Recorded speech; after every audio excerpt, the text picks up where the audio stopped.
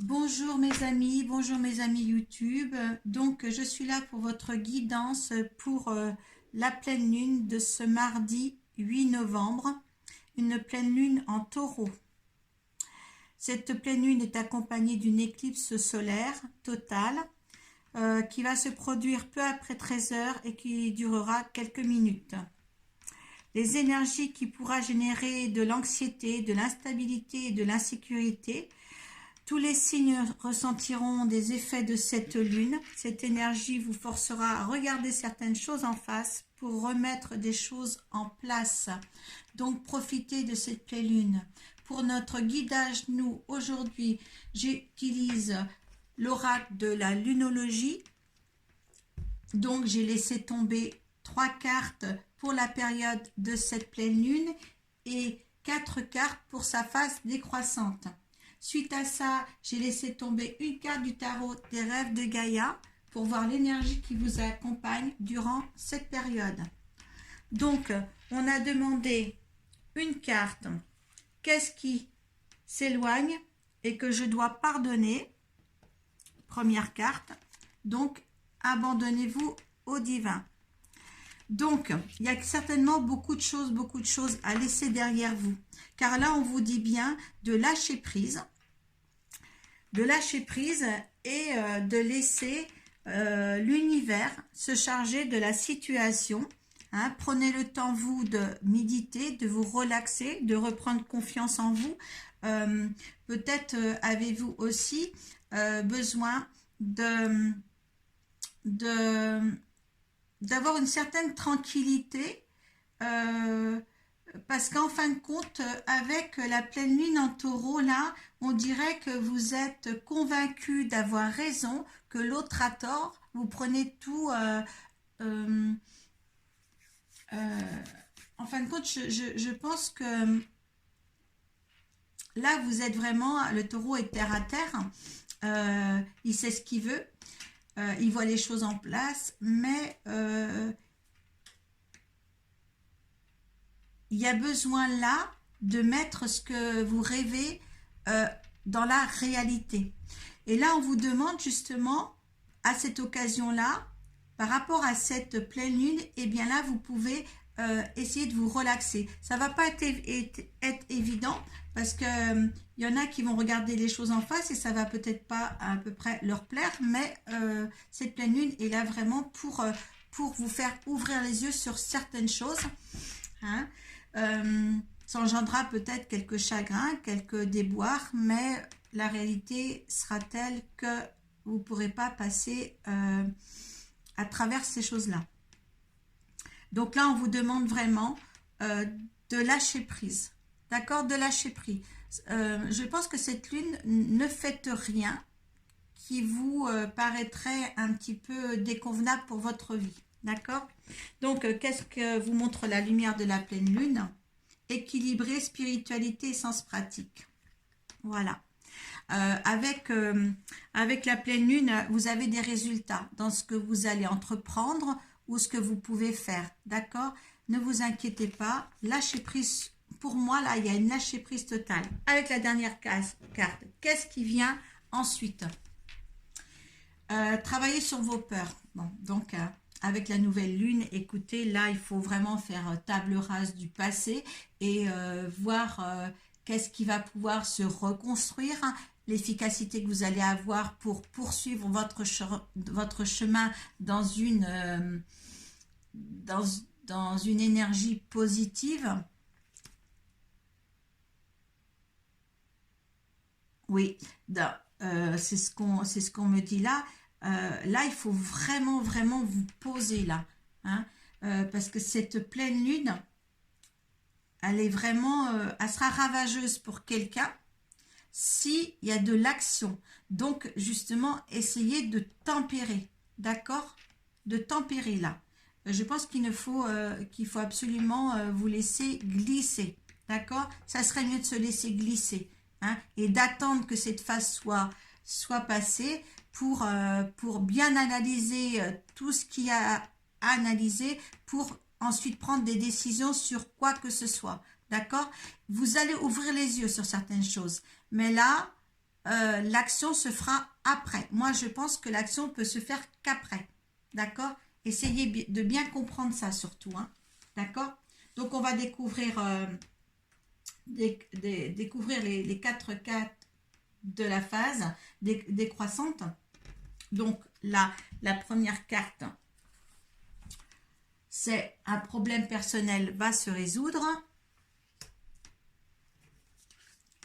Les émotions montent en flèche. Maintenez le cap. Vous voyez, en fin de compte, ce que je vous disais, insuffler de l'amour dans la situation. Donc là, moi, je pense quand même qu'il y a vraiment, vraiment beaucoup de tempérance à avoir. Hein. Je le disais tout à l'heure, mais il y a de la tempérance. Donc, la première question, là, c'était que dois-je abandonner? Ben, voilà, vous devez abandonner un problème personnel. Voilà, donc l'abandonner, il va se résoudre, il n'y a pas de souci. C'est la carte quand même de la résolution et de la solution. Hein. Donc là, il y a une solution qui est amenée à vous, qui va vous éclairer. Je vous dis bien que justement, ne faites rien. L'univers est là pour vous éclairer. Cette éclipse-là est là aussi pour vous faire comme un électrochoc, certains. D'accord? Et ça va vous faire avancer. Deuxième carte, c'est qu'est-ce qui va m'aider? Donc, les émotions montent en flèche. Ce qui va vous aider de toute manière, c'est vos émotions. Hein. C'est peut-être justement, vous savez, quelque chose qui va, des pleurs ou non, les émotions dire je ne suis pas bien dans ma vie, je vais changer ma vie. Ou peut-être justement vous donner l'occasion de voir que l'amour est plus fort que tout. Hein. Là, c'est l'émotivité qui va primer, qui va vous aider à avancer.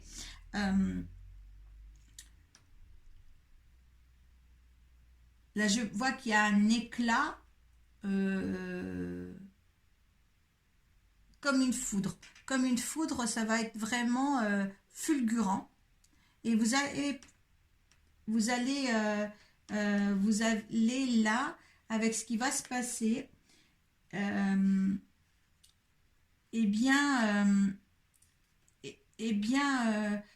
fin de compte, c'est comme si vous alliez faire un travail sur vous, aller en profondeur de vous, si vous voulez, parce que il y a une ouverture. Il y a une ouverture de soi là qui va se faire. Et ça va être, pour beaucoup de signes, ça va être un déclic. Un déclic. On vous dit qu'est-ce qui va m'aider à lâcher prise? Ben, il faut maintenir le cap dans ce que vous allez entreprendre. Je pense que justement sur le fait de se poser, de se tranquilliser, de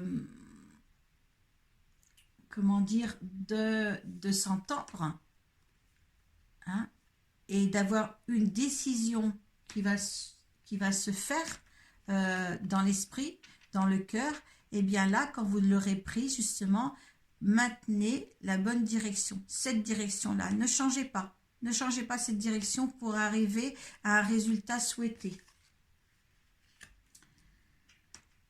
Alors donc, le résultat final, eh bien, c'est influer de l'amour dans la situation. Alors, ce qu'il va falloir que vous fassiez, eh bien, laissez les anciens schémas de côté, laissez votre cœur parler, ne soyez plus dans le mental, faites tout avec le cœur si vous voulez avancer. C'est les émotions qui priment là, sans précipitation dans les choix et décisions que vous allez faire. Ça va soulever pas mal d'anxiété, ça va soulever pas mal peut-être de chagrin, de pleurs, mais il y aura comme si c'était une épuration de l'ancien schéma. Voilà. Parce que je ne peux pas l'exprimer mieux que de mettre ces mots-là par rapport à la situation que vous apporte cette énergie de cette pleine lune-là pour ce 8 mars. pour ce 8 novembre. L'énergie qui vous accompagne durant ce mois, ah ben, le soi, voilà. Donc voilà, allez aux profondeurs de vous, respectez-vous dans vos choix, dans le choix du cœur aussi.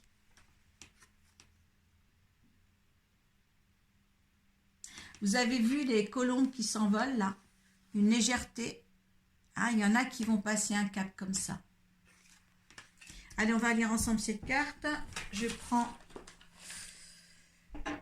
le bouquin, donc c'est une arcane majeure.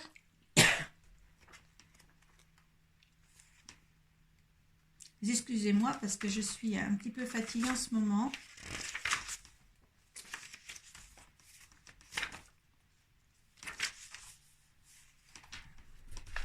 Alors la signification de cette carte, c'est « Je suis », identité, amour de soi, réalisation de soi, expression de soi, centre, paix, acceptation.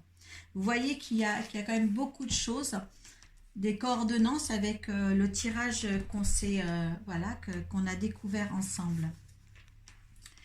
Donc, la carte du soi est la 6e des raisons d'exister. Elle représente l'importance d'instaurer son identité unique et personnelle, libre de toute catégorie et étiquette, et d'accueillir son potentiel illimité. Dans chaque société, il y a des éléments qui font tout ce qui est dans leur pouvoir pour désavouer ce qui est indépendant, créatif, authentique, parce qu'ils en tirent profit, d'une façon ou d'une autre. Les penseurs indépendants, les individus créatifs, ceux qui défient les traditions et les conventions et qui savent que ce qui est éthique et moral et ce qui est égal par ailleurs sont deux entités différentes. Sont des personnes qui mettent en danger le statu quo. Par conséquent, nous nous trouvons endoctrinés et nous dit comment penser. On nous dit ce qui est normal, ce qui est beau et acceptable, ce qui est juste et ce qui est faux. Ceux qui ne sont pas d'accord, qui cherchent à être indépendants ou qui ne correspondent pas aux définitions de la société sur ce qui est normal, sont bien souvent confrontés à la peur et la colère, au mépris, ou sont ridiculisés, et même bannis et emprisonnés. On va considérer les libres penseurs comme des extrémistes, les créateurs comme des excentriques ou des dingues, et ceux qui défient la tradition et les conventions comme des rebelles et des déviants. Et tout risque d'être condamné d'une manière ou d'une autre. Mais régulièrement, on nous dit que nous devons accueillir nos différences, être créatifs et nous efforcer d'être authentiques. Nous sommes contrôlés par les médias, les organisations religieuses et les institutions chargées de l'éducation que l'on nous enseigne comme nous comporter, comment nous comporter, comment penser, quoi croire et ressentir. On nous dit ce qui est normal et ce qui ne l'est pas, et nous devons faire notre possible pour être normaux. La normalité est incapable. La normalité est acceptable. Mais qu'est-ce qui est normal? Cela demande du courage de défier sa famille, sa tradition et les ententes sociales. Établir une saine et authentique identité de soi est l'une des tâches les plus difficiles que nous ayons à aborder dans notre vie, parce que cela demande le désir de s'émanciper des étiquettes et des définitions que nous-mêmes, tout autant que les autres, posons sur nous. Cela demande du courage de dire non à ceux qui attendent et parfois exigent que l'on dise oui. La carte du soi représente le fait de se libérer des étiquettes que les autres ont mises sur nous et de nous définir d'une manière qui ne soit ni restrictive ni limitante. Cela veut dire d'avoir le courage de vivre notre propre chemin au lieu de suivre celui parcouru par les autres. Qui avez-vous été? Qui êtes-vous? Qui vous voulez devenir? Qui voulez-vous devenir? La carte du soi pose ces questions. Mais vous devez d'abord savoir qui vous êtes et comment vous avez été formé par votre passé à pouvoir y répondre. Découvrir et connaître que l'on est véritablement, c'est entreprendre un voyage de déconstruction. L'aventure d'être et de devenir, pour trouver son centre en soi, là où l'on est comblé, en paix, et où l'on accepte tout ce qu'on a été, tout ce que l'on est et ce que l'on va devenir. Voilà, il y a quelque chose comme ça. Le retour à soi, ce que vous voulez être, ce que vous voulez devenir, ce que vous êtes en ce moment, au tout profond de vous. Là, c'est une période de sagesse qu'il faut prendre. Voilà. Je n'ai pas autre chose à dire. Soyez vous-même. Soyez tempérés. Il va y avoir vraiment là des situations peut-être un peu désagréables quand on apprend à se connaître. Et là, ça va tout éclairer pour certains. Ça va être violent pour d'autres. Donc, essayez de prendre cette pleine lune comme il faut, dans le bon sens pour vous. Voilà, je vous quitte et je vous dis à bientôt. Paix à vous. Namasté.